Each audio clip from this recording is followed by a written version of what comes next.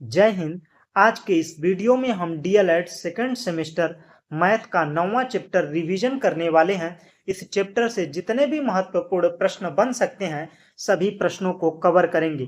तो पहला प्रश्न है, क्षेत्रफल संकल्पना है बहुआयामी, द्विआयामी, त्रिआयामी, इनमें से कोई नहीं। तो क्षेत्रफल क्या है ये समझते हैं। एक समतल पर किसी आकृति द्वारा जितना स्थान घेरा जाता है वो क्या कहलाता है? क्षेत्रफल कहलाता है। किसी समतल पर किसी आकृति द्वारा घेरे गए स्थान को क्या कहते हैं? क्षेत्रफल कहते हैं। क्षेत्रफल कैसा होता है? क्षेत्रफल की संकल्पना द्विआयामी होती है। द्विआयामी द्विआयामी का मतलब है कि इसमें केवल दो होते हैं, लंबाई चौड़ाई। जैसे आयत का क्षेत्रफल बराबर होता है लंबाई गुणित चौड़ाई। त्रिभुज का क्षेत्रफल होता है 1/2 आधार गुणित संगत ऊंचाई। देखिए इनमें कितने आयाम दिए हैं? 2। और द्विआयामी क्या होता है? क्षेत्रफल होता है। तो द्विआयामी क्या होता है? क्षेत्रफल होता है। ऑप्शन बी सही होगा। और त्रिआयामी क्या होता है? तो त्रिआयामी आयतन होता है। आयतन कैसा होता है? त्रिआयामी होता है। बढ़ते हैं अगले प्रश्न की ओर। कोई ठोस वस्तु जितना स्थान घेरती है उसके परिमाप को कहते हैं धारिता, आयतन, क्षेत्रफल, इनमें से कोई नहीं। तो कोई ठोस वस्तु जितना स्थान घेरती है उसके परिमाप को कहते हैं आयतन। ठोस वस्तु में क्या होता है? लंबाई, चौड़ाई, ऊंचाई, ये 3 चीजें होती हैं। और आयतन कैसा होता है? त्रिआयामी त्रिआयामी होता है। और जिसमें आयतन की परिभाषा होती है जब कोई वस्तु आकाश में जितना स्थान घेरती है तो उसके परिमाण को ठोस का आयतन कहते। बढ़ते हैं अगले प्रश्न की ओर। तो अगला प्रश्न है, क्षेत्रफल की इकाई होती है। तो क्षेत्रफल की इकाई वर्ग इकाई, घन इकाई, लीटर, मिलीलीटर। तो देखिए क्षेत्रफल में द्विआयामी होते हैं तो इसमें मात्रक का वर्ग होता है। और आयतन में मात्रक का क्यूब होता है। तो वर्ग इकाई किसमें? वर्ग इकाई ऑप्शन ए में है। तो ऑप्शन ए सही होगा, वर्ग इकाई क्षेत्रफल में। और घन इकाई किसमें होता है? घन इकाई आयतन में होता है। बढ़ते हैं अगले प्रश्न की ओर। एक एयर बराबर होता है 100 वर्ग मीटर, 10,000 वर्ग मीटर, 1 वर्ग डेका मीटर, 100 वर्ग मीटर।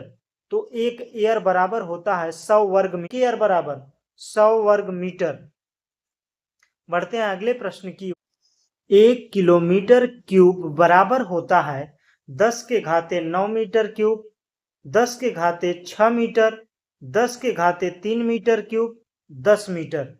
तो 1 किलोमीटर क्यूब बराबर होता है 10 के घाते 9 मीटर क्यूब। 9 मीटर क्यूब ये क्या बताता है? क्यूब में जब दिया हो बात तो किसकी बात कर रहा है? 3 आयामी आयतन की बात कर रहा है। तो 1 किलोमीटर बराबर कितना होता है? 1 किलोमीटर बराबर होता है 10 के घाते 9 मीटर क्यूब। 1 किलोमीटर क्यूब बराबर, और 1 मीटर क्यूब बराबर होता है 1000 डेसी मीटर क्यूब। एक डेसीमीटर क्यूब बराबर होता है 1000 सेंटीमीटर क्यूब। और 1 सेंटीमीटर क्यूब बराबर होता है 1000 मिलीमीटर क्यूब। सबसे पहले ये जानिए कि 1 किलोमीटर बराबर कितना मीटर होता है। 1 किलोमीटर बराबर होता है 1000। 1000 में कितने शून्य? 3। तो 3 बार अगर क्यूब दिया है तो कितनी बार होगा? 1 2 3, 1 2 3। कितना हो गया? 3 3 6, 3 त्रिका 9। 9 हुआ कि नहीं हुआ? और 1 मीटर बराबर कितना होता है? 1 मीटर बराबर होता है 100 सेंटीमीटर। 100 सेंटीमीटर। और 1 सेंटीमीटर बराबर होता है 10 मिलीमीटर। इस प्रकार से आप कर सकते हैं। सभी को याद रखिएगा। बढ़ते हैं अगले प्रश्न की ओर। किसी बर्तन में जितना द्रव भरा जा सकता है वही उसकी होती है। किसी बर्तन में जितना द्रव भरा जा सकता है वही उसकी होती है। धारिता, आयतन, क्षेत्रफल, पृष्ठ क्षेत्रफल। तो किसी बर्तन में जितना द्रव भरा जाता है उसकी क्या होती है? धारिता होती है। ऑप्शन ए सही होगा। बढ़ते हैं अगले प्रश्न की ओर। 1 लीटर में होते हैं 1 लीटर में होते हैं 1000 millilitre, 1000 centimetre, 1 metre cube, 0.001 litre क्या होता है? 1 लीटर बराबर कितना होता है? तो 1 लीटर बराबर होता है 1000 मिलीलीटर। 1000 मिलीलीटर। ऑप्शन ए सही होगा। 1 लीटर बराबर 1000 मिलीलीटर। बढ़ते हैं अगले प्रश्न की ओर। तो अगला प्रश्न क्या है? एक दिन 10 सेमी वर्षा हुई। यदि 70 मीटर लंबी और 74 मीटर चौड़ी एक छत पर जल गिरे, जल को 14 मीटर त्रिज्या वाले बेलनाकार टैंक में डाला जाए तो टैंक में पानी की ऊंचाई। तो यहां पर देखिए सबसे पहले आयतन बात कर रहा है। आयतन की बात कर रहा है कि 10 सेंटीमीटर वर्षा हुई, मतलब ऊंचाई कितनी? 10 सेंटीमीटर। ऊंचाई ऊंचाई कितनी? 10 सेंटीमीटर। और लंबाई कितनी? यदि 70 मीटर लंबाई लंबाई कितनी? 70 मीटर। और चौड़ाई कितनी? चौड़ाई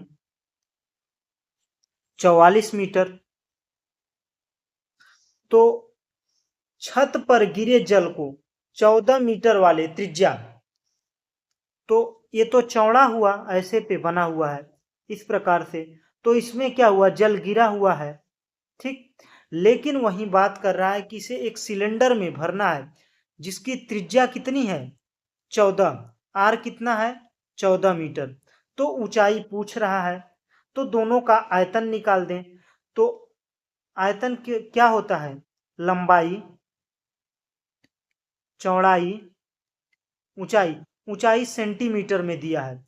सेंटीमीटर को अगर मीटर में बदलेंगे तो क्या करेंगे? 100 से भाग करेंगे। 100 से भाग कर दिए, हो गया। 100 से कट गया। 7 चौक 28, 7 चौक 28 2 30, 308 मीटर क्यूब इतना आयतन हुआ। और चाहे 300 मीटर क्यूब चाहे बाल्टी में रखें, चाहे सिलेंडर में रखें, चाहे जिसमें रखें, ये कितना होगा? जल 308 मीटर क्यूब ही होगा। तो इसे अगर सिलेंडर में रखेंगे तो ऊंचाई कितनी होगी? तो लंबवृत्तीय बेलन बेलन का आयतन होता है पाई आर स्क्वायर एच। तो 22/7। आर कितना है? 14। ऊंचाई कितना दिया है पूछ रहा है। और आयतन कितना है? 308 मीटर क्यूब। तो 7 दूना 14। फिर अगर इसे काटा जाए, 22 एक का 22, बचा कितना? 8। 22 चौक 28, 88, 22 चौक 88, कितना बता? 14। 14 से 14 कट गया तो एच बराबर आएगा 1/2। तो 0.5 मीटर। कितना आया? 0.5 मीटर इसकी ऊंचाई होगी। इतनी ऊंचाई में क्या हो जाएगा? ये 3.8 मीटर क्यूब जो जल है वो बेलन के 0.5 मीटर ऊंचाई में आ जाएगा अगर उसकी त्रिज्या 14 मीटर होगी। ये बात समझ में आई। बढ़ते हैं अगले प्रश्न की ओर। तो अगला प्रश्न है, एक वर्ग मीटर में वर्ग सेंटीमीटर की संख्या कितनी होगी? पहले ये समझिए, एक मीटर में कितने सेंटीमीटर? एक मीटर में 100 सेंटीमीटर। तो 5, तो एक वर्ग में, तो मतलब 1 मीटर गुणे 1 मीटर, तो कितना हो गया? 1 मीटर वर्ग हो गया। तो 1 मीटर वर्ग बराबर कितना हो जाएगा? 100 गुणा 100, तो 10,000 सेंटीमीटर स्क्वायर हो जाएगा। 1 मीटर बराबर 1 मीटर स्क्वायर बराबर तो 5 है, तो 5 मीटर स्क्वायर बराबर हो जाएगा 50,000 सेंटीमीटर स्क्वायर। तो 50,000 सेंटीमीटर स्क्वायर उसका क्षेत्रफल होगा। बढ़ते हैं अगले प्रश्न की ओर। तो अगला प्रश्न नहीं है। अब एक चीज जानिए, आपको याद रखना होगा कुछ चीजें, मैं जो बता रहा हूं उसको याद रखिएगा, परीक्षा के लिए बहुत ही इंपॉर्टेंट है। जैसे 1 मीटर स्क्वायर बराबर होता है 10,000 सेंटीमीटर स्क्वायर। 1 हेक्टेयर बराबर होता है 10,000 मीटर स्क्वायर। और 1 किलोमीटर स्क्वायर बराबर होता है, 1 किलोमीटर में कितने मीटर होते हैं? 100 मीटर। तो 100 को अगर 3 बार लिखा जाएगा तो कितने जीरो हो जाएंगे? 6 मीटर स्क्वायर। अगर वही पूछे एक एयर बराबर, एक एयर बराबर होगा, एक एयर बराबर 100 मीटर स्क्वायर होगा। और आयतन की बात करें तो 1 किलोमीटर क्यूब बराबर होता है 10 के घाते 9 मीटर क्यूब। और एक मीटर क्यूब बराबर होता है 10 के घाते 6 सेंटीमीटर क्यूब। और 1 सेंटीमीटर क्यूब बराबर होता है 1000 मीटर क्यूब। 1000 मिलीमीटर क्यूब होता है। और 1 किलो लीटर 1 किलो लीटर बराबर होता है 1000 लीटर। 1000 लीटर, या इसको कह सकते हैं 1 मीटर क्यूब। 1 मीटर क्यूब बराबर होता है 1 किलो लीटर। और 1 लीटर बराबर होता है 1 डेसीमीटर क्यूब, या 1000 centimetre cube. 1000 centimetre cube. 1 litre बराबर होता है 1000 मिलीलीटर। 1000 millilitre, 1000 millilitre. इसको याद रखिएगा, इससे एक प्रश्न जरूर बनता है। अगर आपको ये वीडियो अच्छा लगा हो तो वीडियो को लाइक कीजिएगा, और हमारे चैनल पर नए हो तो भाई यार प्लीज यार चैनल को सब्सक्राइब कर दीजिएगा। Thanks for watching. जय हिंद।